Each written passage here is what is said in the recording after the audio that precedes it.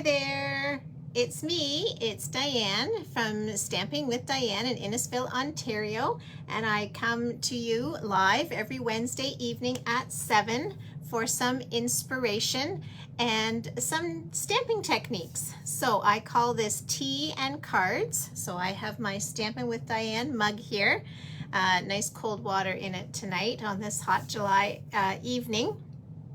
And tonight I'm going to be teaching you a new technique. Well, not be new to you, but it's called tearing. Tearing paper. It's therapeutic and fun. But now that we're in July, we now have our mini catalog is now live. So this catalog has everything, covers all the occasions right up till December. So all of the fall, beautiful, there's Halloween, there's gorgeous fall and leaves and pumpkins, there's all occasion stamps in here, and loads of Christmas inspiration. So some people like to make their Christmas cards well in advance, and this is the best time to order something from that catalog because Celebration has also started.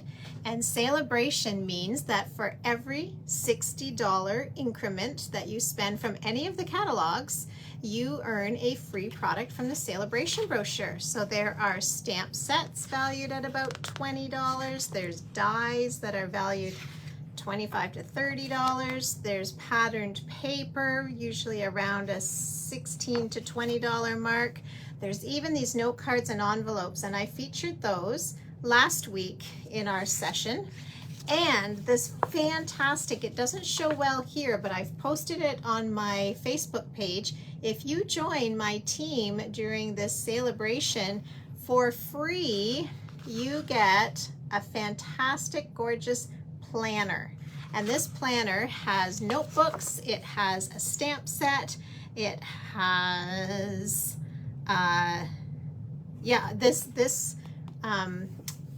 the folder itself, the planner itself, plus 18 months worth of calendar sheets and planner sheets, stickers, everything in here. And you get that for free when you join the Stampin' Up team for all of Celebration, so all of July and all of August. And I would love to have you as part of my team. So I hope that this video is working okay now. For the month of July, I am trying something a little bit different on my tea and cards. I'm not featuring a specific stamp set. Instead, I am showing you new techniques. So last week, I took a very simple card and stepped it up and got it to this version. And in this version, I used some paper tearing. So I took this background page and I tore it, and it just gave a really cool extra dimension to this card. So that was a little sneak peek for tonight. Also today, a new kit was launched with the Stampin' Up catalog. So the kits collection is fluid. There's new kits coming all the time. As some sell out, then always new ones are coming. So there's a new one called The Best Remedy. It's got really cute stamps in it, bright colored cards, and you can make 9 cards. There's 3 designs. You make 3 each for $32. And it's all about cheering somebody up. Kind of that idea that a hug is the best remedy. I'm thinking of you, what you're going through stinks, and there's a cute little skunk stamp. It's really, really sweet. Anyway, if that one appeals to you, or if you think you'd like to make some of those cards to have on hand when somebody needs one, then now that is available as of today. So it's called The Best Remedy. I have 2 great classes coming this summer, and they are a Sweet and Simple in July, where you will get to make birthday cards. I find that birthday cards are very popular because that seems to be the occasion that most people send cards for. So I have my July host code for this whole month. And if you're interested in that class, I'm offering an afternoon and an evening session on Friday, July 22nd. Make 4 birthday cards for $20 or place an order that evening and get your cards for free. And in August, I'm doing twice that many. You will make 8 cards for $50 plus receive a little gift bag of goodies. So that one is also on my link tree, and I'm calling that one Stamp a Stack. All right, I want to get right into this tonight. So for tonight's card base, I am just using a soft succulent base. I've scored it and folded it. And then I have the next layer.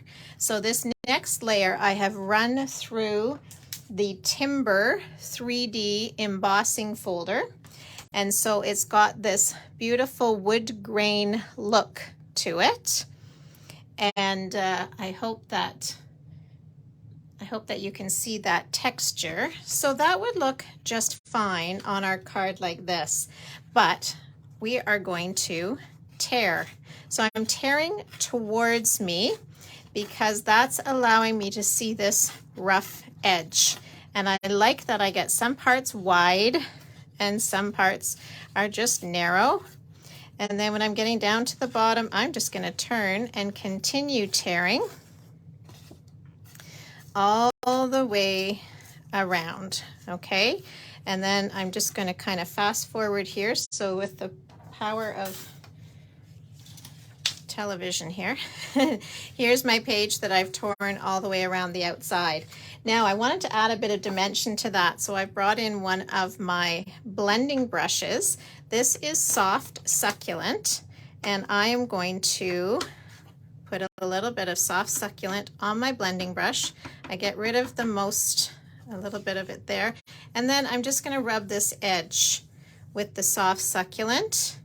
And because of the texture on here, it's just going to kind of add a little bit deeper color. It's very subtle, but it just kind of, if you're doing it on a brown, it kind of gives that vintagey look of how you can age paper kind of with tea. I remember doing that in public school for a project where you had to make a document look old. So we tore the paper and put tea. So there, as I say, it's quite subtle. So to add a little bit more to that, I'm going to pull out some Sahara sand, and I'm going to do the same thing. So I'm putting some Sahara sand on here, and that's just going to add a little bit more depth to the color. Very, very subtle, but once I hold it against, sorry about the wiggling here, once I hold it against the plain soft succulent, I think you'll see the difference. So I love the Sahara sand, and it's really pulling out the wood grain. So I can see this grain a lot more than in the center where I haven't done this technique. Now I'm not going into the center because the center of this card is going to be covered. So as I hold that on top now, you should see, see the difference? Okay, so there it is without any coloring around the edges, and here it is with that texturing around the edge. Okay, next thing I'm going to do is I'm going to use Bottled Happiness. This is one of the newer stamp sets in our annual catalog. It has a coordinating vintage bottle punch that will punch out this taller bottle, has the smaller bottle, and you'll wonder what this is, but you're going to see that tonight. So I am going to use the Evening Evergreen, which is a little bit darker, and this is one of these full stamps, so it's going to take quite a bit of ink on here.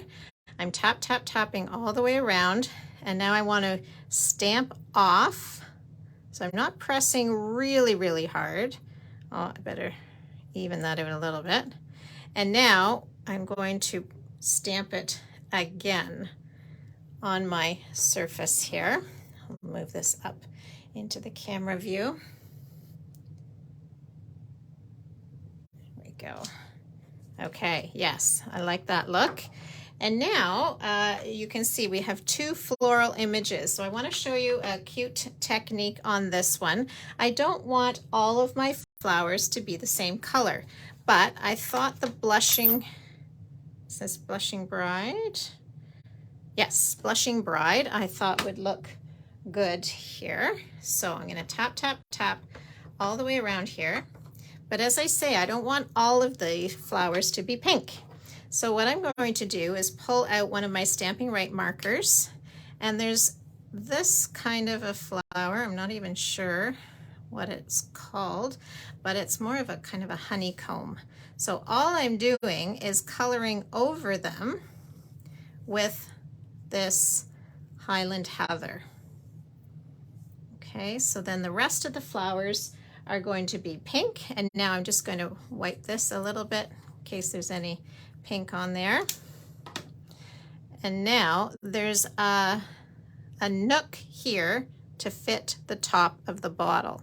So when I line that up, and now I'm going to evenly press. This is a photopolymer stamp set, so I'm not going to worry about getting any of the rubber halos that sometimes happen. Okay, so this has an interesting look, doesn't it? But can you see that I've got some purple in on top of the pinks? So now we're going to come in with this other stamp, and this has all the foliage, and it's going to fit in on top. But I want to use lots of colors on here, so I'm bringing in some more Stampin' Right markers. These markers work just like ink. So there's some kind of centers to the flowers here, and I'm using the wide tip end and just coloring on here. So first of all, we did some paper tearing, and now I'm showing you how to use multiple colors on one stamp at the same time. So now I'm going to bring in some soft succulent for these larger flowers. I'm sorry, leaves. For the larger leaves here, I'm doing this. Okay, and just adding in. And now everything else, I'm going to make a slightly lighter. This is the Mint Macron, and this is going to be for all the other stems. Okay, so I'm just trying to remember and see ever so slightly which ones I've already done and which ones I'm adding to now. Okay, so now the thing is, what I did first, the yellow has been sitting now on this stamp for a little while. Not too long, but it has been there for a little while. So make sure I got all of these. I'm just going to bring this off camera a bit and just blow warm air on it. And now I need to line it up. So this is where I'm using my yellow. My yellow centers are going to go right in the centers of all those pink flowers. That's where you're aiming for. And I think that looks pretty good right there, and straight down. And now as I press around, I should be getting multiple colors showing up at once. There we go. And then what I really like about this is anything I'm not totally happy with, if I've missed a stem a little bit, I can just come back with my marker, add a little bit more definition if I want to, and use my little lighter one here. But I like the idea of this being a little bit more subtle. I like to put a stem on that flower to make it look like it's right in the vase or in the bottle. And there we go. And I might touch up just a little bit my yellow centers just to help them pop a wee bit more. But they've lined up really nicely.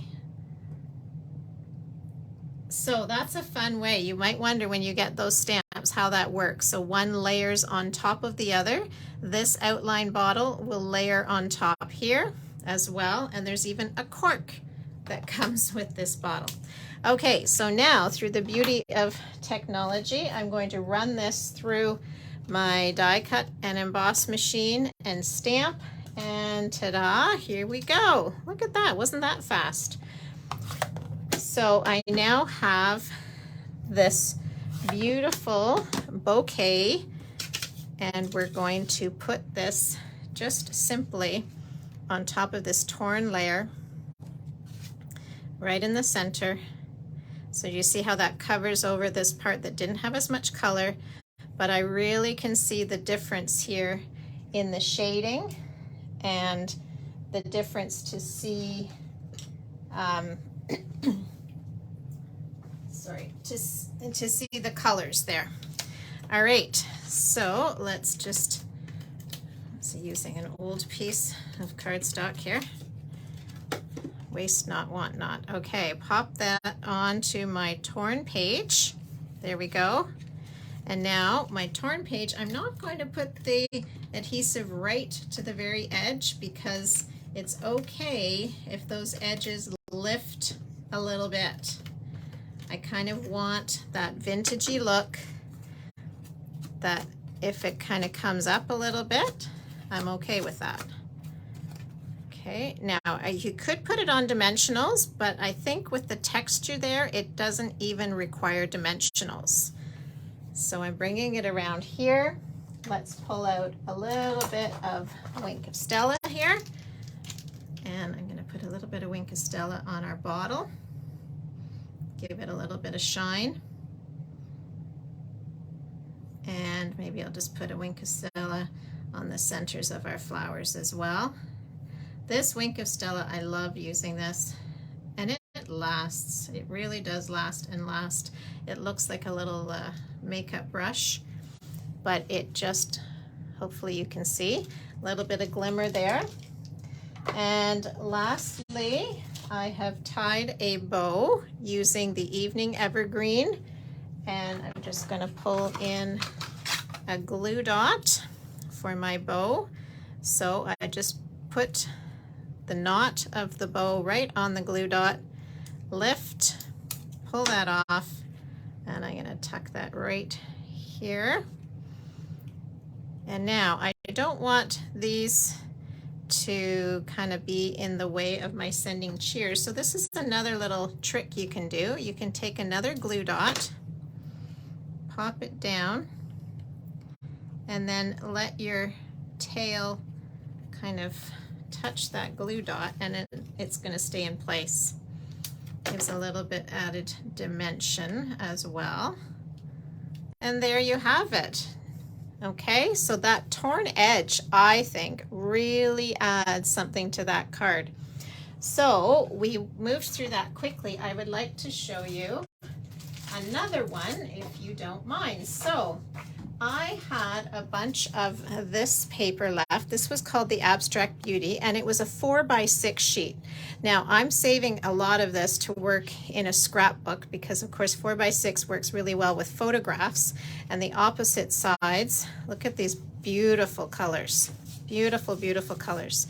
I have a new grandbaby arriving any day now, and I'm thinking a lot of these colors, we don't know if it's a boy or a girl, and I'm thinking a lot of these will look lovely when I make a baby book. But what I thought I'd show you tonight is I'm going to use this as one of our torn projects. So for the card base, I've pulled out the pink from here. So this is the Blushing Bride.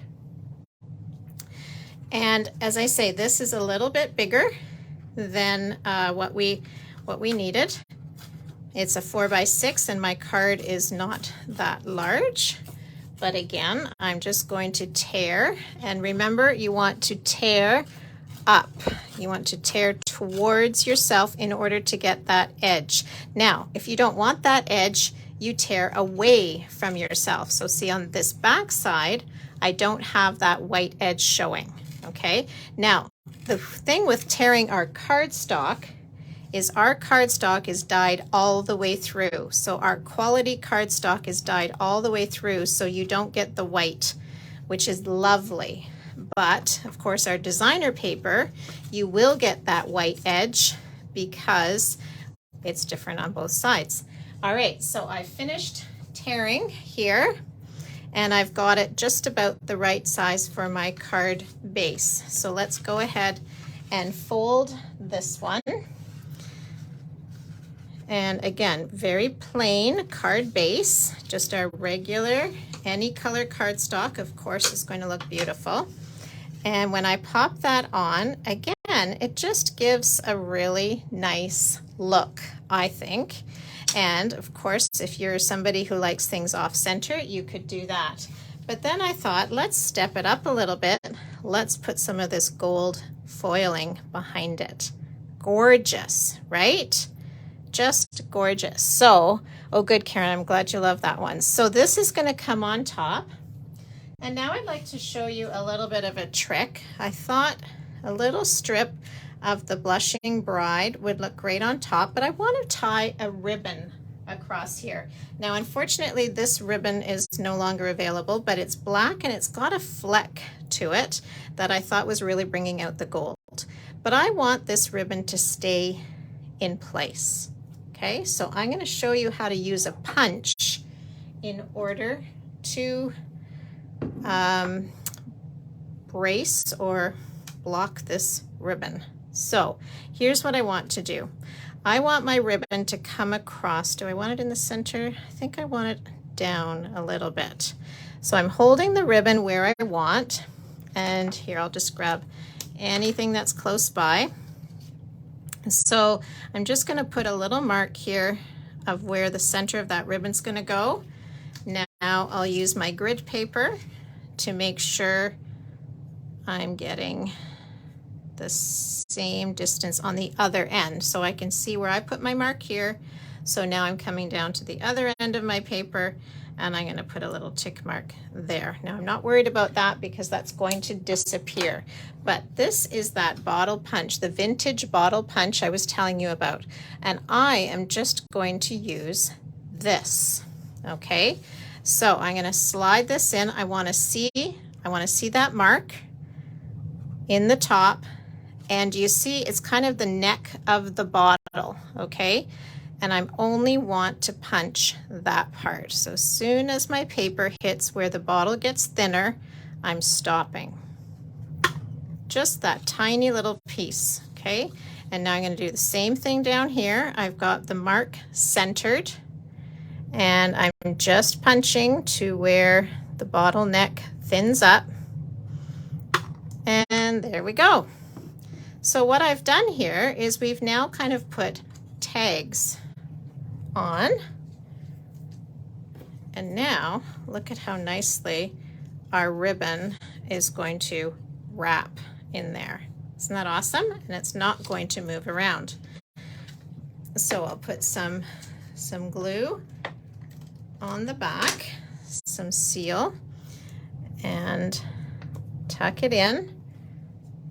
Grab my scissors, my snips, cut this end, and I don't need to cut very much because it's really these little these little pokes or punches are now holding that ribbon. So this punch works perfectly for this width of ribbon, which I think is the 3/8 inch ribbon.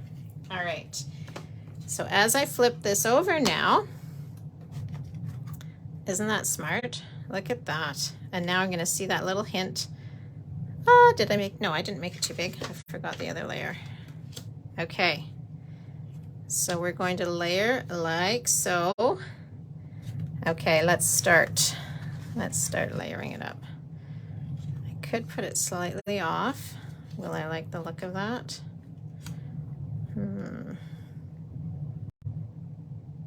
What do you think? Do you like it off-centered? You know what, let's put the gold on first, and we'll make the gold centered. Of course, you can change your mind. Now, I tend to not use too much adhesive. I find our adhesive is nice and sticky. I'm just leaving the edge, whoops. That's what will happen on the gold foiling if you get adhesive on there. So I had a little bit on my finger, but that's going to get hidden right away with this. I like that. Let's put it on a bit of an angle there. I wanted to show you something else first. Before I adhere it, I'm going to take my bone folder and I'm just going to do this and just give a little bit of that look of curving it. Okay. And now, yeah, I like that. So again, I'm not putting my adhesive right onto the edges this time, giving a little bit of leeway there so that this card has some extra dimension. So now it's got that torn look and it's got some of the dimension. And now we're going to pop this across. So I'll add my adhesive now to here. I could use the white glue on this or the seal, doesn't really matter. I want this to come across the bottom, straight across. Let's use my grid to line that up. Yeah, that's pretty straight. There we go. I've got the edges here and I'm going to press that into place. And now I've cut out a circle with one of my layering circles, and I thought this, know that you are loved, would be a great sentiment for this card. So I am using, in our newest catalog, there is a whole embossing kit. So it comes with a tray, comes with the embossing buddy, and some tweezers. So what I'm doing is I'm inking up this stamp with our Versamark.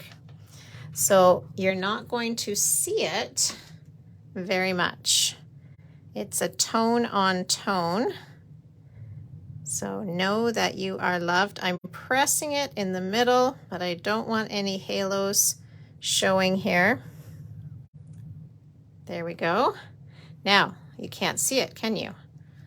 You can't see it because it's in the Versamark. So I've dumped some of our gold embossing powder into a just an old tray here. Dip it in, and now you can see it. Look at that. Know that you are loved. Then you can take a paintbrush and just brush any extra off the sides. And again, now with the beauty of technology, I have now heat embossed that. And look what's happened. It's come alive. Know that you are loved. So now I've die cut a scalloped gold circle, just a little bit bigger. And I'm going to mount that on the center, bring back my card, and I think we'll use some dimensionals on this one, and we'll pop this up. Just use a few mini dimensionals around the edge. I love this card. So the paper is stunning, absolutely. But as I said, this paper, this is the Abstract Beauty. It's not available anymore. It has retired. Hopefully you picked some up before it all disappeared. But it doesn't matter. You can use this technique on any kind of paper. Wouldn't it be gorgeous on our New Horizons paper if you still have some of that left? That would be stunning as well as one of the backgrounds. Of course, any of our papers would work. So last thing to do here is, do we want a little ribbon, a little bow on here? Maybe not a full bow. Well, you know what? Why don't we? Shall we try a bow? Let's see if I can make it work. Try a bow, and then if I don't like the bow, we can just use the knot.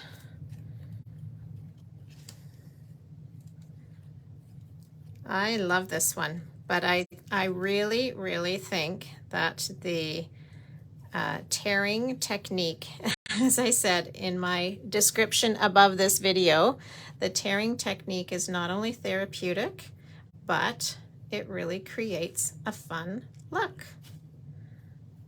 So there's a bow. Are we happy with the bow? It's a little bit wide. You know what? I'm gonna cheat. I'm gonna undo this. Okay, so I could leave it like this, right?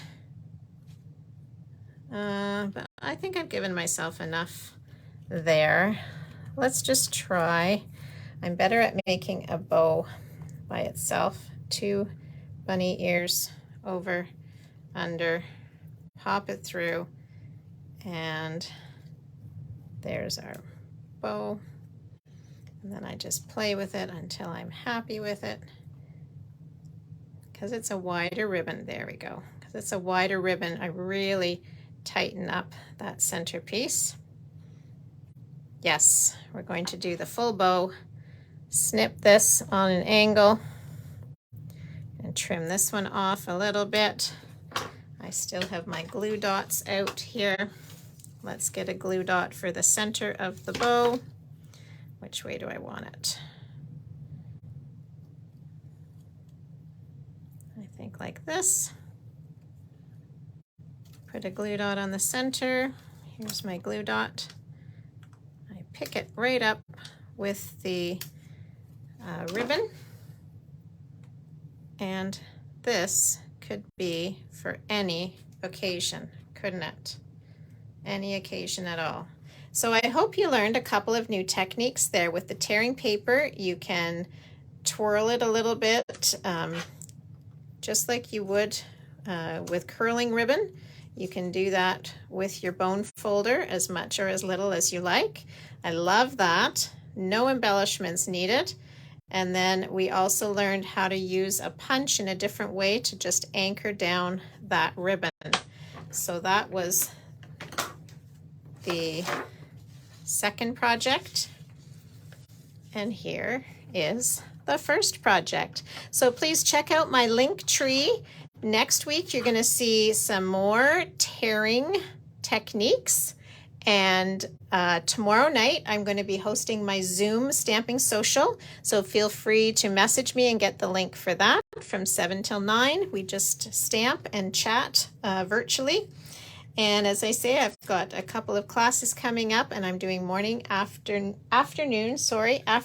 evening, or online sessions for those. All right, thanks for joining in. I hope I inspired you, and I hope you have a great week. Bye for now.